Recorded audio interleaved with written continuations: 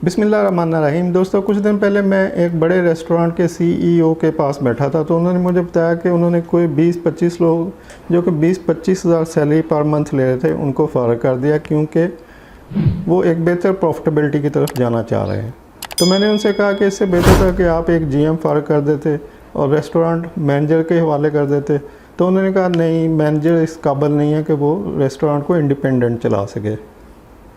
तो मैंने कहा ठीक है, फिर आप मैनेजर को फ़ारग कर दें ताकि जीएम उसको चला सके। तो उन्होंने कहा नहीं, जीएम भी इस काबिल नहीं है कि वो इंडिपेंडेंट रेस्टोरेंट को चला सके। तो एज ए ट्रेनर मैंने सोचा क्यों ना मैं उनकी टीम को एक मोटिवेशनल लेक्चर दे दूं, और वही लेक्चर मैं यहाँ पे दोबारा रिकॉर्ड कर रहा हूँ ताकि अगर किसी और को ज़रूरत हो तो वो इससे फ़ायदा उठा सके। तो उनके फ्रंट एंड ऑपरेशन के 2 मैनेजर से मेरी मीटिंग हुई। मैंने उन दोनों से पूछा कि भाई क्या आपने क्या सीखा है? आप 4-5 साल से यहाँ पर काम कर रहे हैं, बल्कि एक तो उससे भी ज़्यादा टाइम से मुख्तलिफ हॉस्पिटलिटी सेक्टर में उसका जॉब का एक्सपीरियंस है। तो मैंने उनसे पूछा कि भाई कितना सीखा है, क्या सीखा है, क्या स्किल्स हैं आपकी, क्या कॉन्फिडेंस है काम करने का, क्या आप अपने सीनियर को रिप्लेस कर सकते हैं अगर आपका जीएम चला जाता है, तो क्या आप उसकी जगह आपकी स्किल्स इतनी हैं कि आप उसको रिप्लेस कर सकें, उसकी जगह काम कर सकें? तो दोनों का जवाब था कि नो, हम वो नहीं कर सकते जो जीएम कर सकता है। तो अब मुझे उनका जीएम नहीं मिला, लेकिन मैं समझ रहा हूँ कि अगर मैं उनसे मिलता, उनसे यही चीज़ें पूछता कि भाई आपके डायरेक्टर जो हैं, जो सीईओ हैं, जो कि सुबह 12 बजे से शाम 6 बजे तक यहाँ पर बैठते हैं, क्या आपकी कॉम्पिटेंसी स्केल इतनी है कि आप उनसे कहें कि सर आप टोरंटो चले जाएँ, आप दुबई चले जाएँ, आप पेरिस चले जाएँ, 10 दिन छुट्टी बनाएं, सैर करें, ऐश करें, रेस्ट करें, तो मैं पीछे संभाल लूँगा, क्या आपकी इतनी कॉम्पिटेंसी है? तो यकीनन वो भी कहता है नो। तो दोस्तों, इसको कहते हैं लैक ऑफ ऑनरशिप। मैंने डिश वाशर से पूछा कि भाई क्या आपने कभी देखा है कि आपके साथ जो किचन में शेफ़ खड़ा है वो पिज़्ज़ा कैसे बना रहा है, बर्गर कैसे बना रहा है? तो उसने कहा नहीं जी, मेरा क्या काम, मुझे क्या ज़रूरत है, मैं सुबह आता हूँ, अपनी डिश वॉशिंग करता हूँ, घर चला जाता हूँ, अपने पैसे जेब में डालता हूँ, मेरे लिए इतना ही काफ़ी है। तो मैंने वो जो बर्गर बना रहा था, पिज़्ज़ा बना रहा था शेफ़, उससे पूछा कि भाई आपके ऊपर 2-3 एग्जेक्टिव शेफ़ बैठे हैं, क्या आपने कभी सोचा है कि मैंने तरक्की करनी है, मैंने हेड शेफ़ बनना है, मैंने एग्जेक्टिव शेफ़ बनना है? तो उसने कहा नहीं जी, मुझे तो बस जो काम मिलता है मैं करता हूँ, उसको करके तो अपनी सैलरी जेब में डालता हूँ, घर चला जाता हूँ, मुझे क्या ज़रूरत है? तो दोस्तों, इस तरह का एटीट्यूड जो है ये लैक ऑफ ऑनरशिप है। ऑनरशिप क्या होती है? ऑनरशिप कि ये काम मेरा है, मैंने इसको करना है। मैनेजर क्या है कि जीएम नहीं है तो मैंने जीएम की सीट पे काम करना है। मैं इतना कॉम्पिटेंट हूँ कि मैं अगर वो 10 दिन के लिए बीमार हैं तो मैं उस सीट को संभाल सकूँ। जीएम को इतना कॉम्पिटेंट होना चाहिए कि वो सीईओ अगर 15 दिन की छुट्टी पे हैं तो पीछे उसको फुली संभाल सके, ना कि 2 माह बाद पता चले कि 22 लाख का लॉस हो चुका है। तो ऑनरशिप उस वक्त आती है जब आपके पास मोटिवेशन हो, जब आपके पास कुछ मकसद हो। मकसद क्या है? एक मकसद तो आपके पास ये है कि जी मैंने जॉब करनी है और अपना घर चलाना है, वो मकसद आपका बखैर खूब भी पूरा हो रहा है।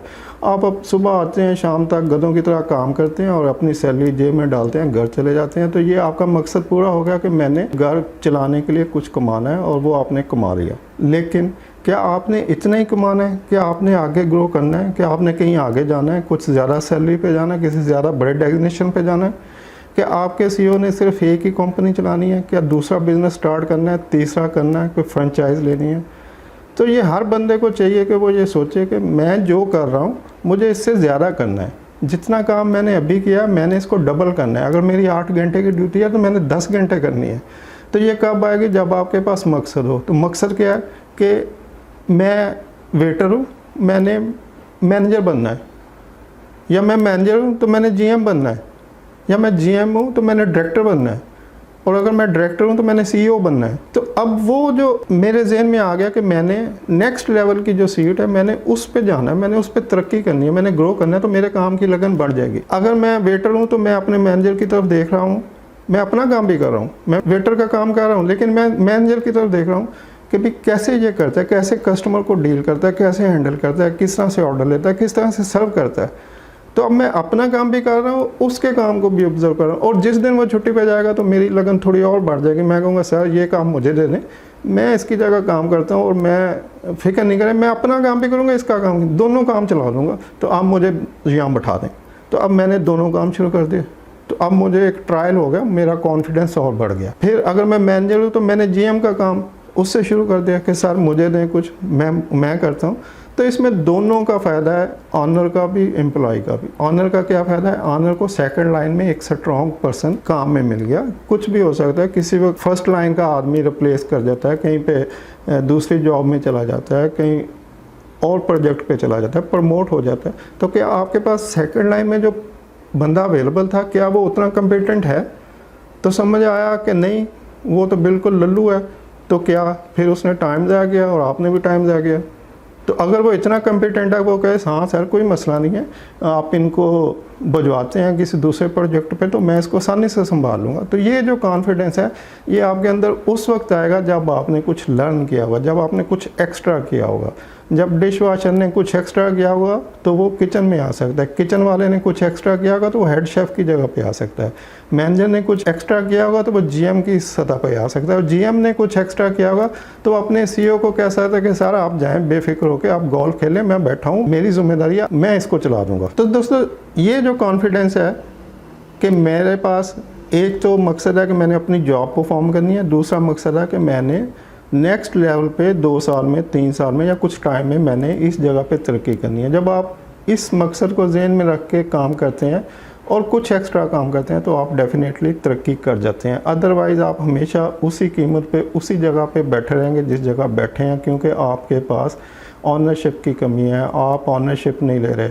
और उस वक्त जब ऑर्गेनाइजेशन को ज़्यादा की ज़रूरत होगी तो वो एक नया बंदा हायर करके आपके सर पे बैठा देगी और फिर उसी जगह पे बैठे रहेंगे। तो दोस्तों मेरा सबको मशवरा है कि आप जो काम भी कर रहे हैं, जिस स्टेज पे भी हैं, आप जूनियर स्टाफ से हायर स्टाफ तक जिस लेवल पे बैठे हैं, आपको 2 काम हमेशा करने चाहिए। नंबर 1, वो काम जो आपका काम है, जिसके लिए आपको सैलरी मिलती है, उसको ज़रूर करें। और नंबर 2, वो काम करने की कोशिश करें, उस काम को सीखने की कोशिश करें जो आपका सीनियर कर रहा है।